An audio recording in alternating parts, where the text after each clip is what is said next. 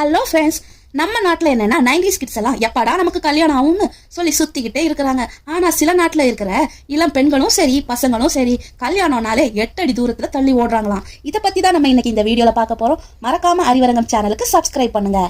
Japan, Korea, America இது மாதிரி நாடுகள்ல இருக்கிற ஆண்களா இருந்தாலும் சரி பெண்களா இருந்தாலும் சரி கல்யாணங்கிறது ஒரு பெரிய சுமையா நினைக்கிறாங்க. இது அந்த நாடுகள்ல மட்டும் கிடையாது, நம்ம நாடுகளையும் கொஞ்சம் கொஞ்சமா பரவிட்டு வருது. 2023 ஆண்டுல ஒரு சர்வே நடத்தி இருக்காங்க. அதுல என்ன தெரிய வந்திருக்குன்னா 127 லட்சம் பேர் சிங்கிளா இருக்கிறாங்களாம்.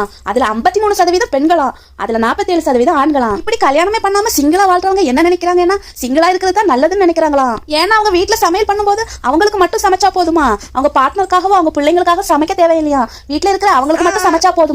அது மட்டும் இல்லாம இவங்களுக்கு பொருளாதார ரீதியாகவும் செலவுகள் கம்மியாகுதான். இதுவே அவங்க கல்யாணம் பண்ணி வாழ்ந்தா துணைக்காக கிஃப்ட் கொடுக்கணும், வீட்டுக்கு தேவையான பொருட்கள் வாங்கி சேர்க்கணும். அது மட்டும் இல்லாம குழந்தைங்க இருந்தா அவங்களோட ஃபீஸ் செலவு சம்பளத்துல பாதி காலி ஆயிடுமா. இதுவே அவங்க சிங்கிளா இருந்தா அவங்களால பணத்தை அதிகமா சேமிக்க